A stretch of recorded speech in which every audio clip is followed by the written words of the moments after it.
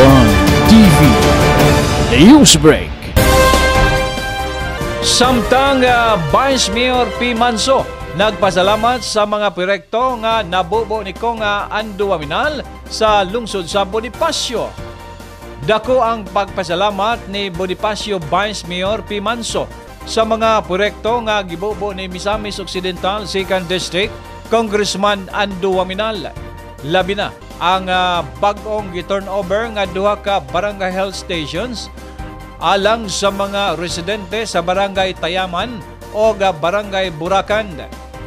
Ang maong mga pasilidad kabahin sa flagship program ni Kong Ando Waminal nga nagtinguha nga mahatagan ang katawhan og mas duol, epesyente og dekalidad nga serbisyo medikal ilabi na sa mga barangay nga layo sa sentro. Matud pa ni Vice Mayor P. Manso nga ang ilang kalipay nga nadungagan ang pasilidad sa lungsod o kini dakong tabang sa mga residente. Gidugang pa niya nga ang personal nga pagbisita ni Kong Ando sa lungsod usa kini katimaan sa iyang tinud-anay nga pag-alagad o pagtagad sa mga katawhan. May numduman nga niadtong Sabado, misaad si Congressman Ando Waminal nga mas daghan pang barangay health station ang matukod sa Bonifacio og dugang kalambuan sa umabot uban ang suporta ni Governor Henry S. Waminal, Congressman Indy Waminal og Bonifacio Mayor Ricky Bulahan. Kini nga mga proyekto nagpakita sa lubos-lubos nga serbisyo alang sa katawhan sa Distrito 2 sa Misamis Occidental.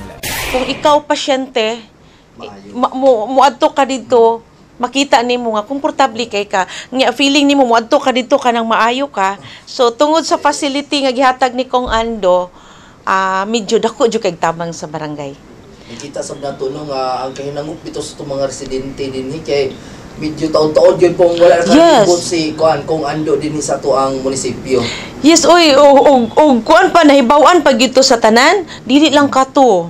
Kay pagkabalo gali nila nga moabot si Kong Ando, kana bang ang feeling ba nila nga hala moabot ang congressman nya kanang si Kong Ando nakaanhi diri sa Bonifacio kato pa biyang dili siya kuan kanang moanhi moabot siya dire pero mas samot ang kalipay sa katawhan nga ming bisita na gid siya sa labi na anang mga barangaya.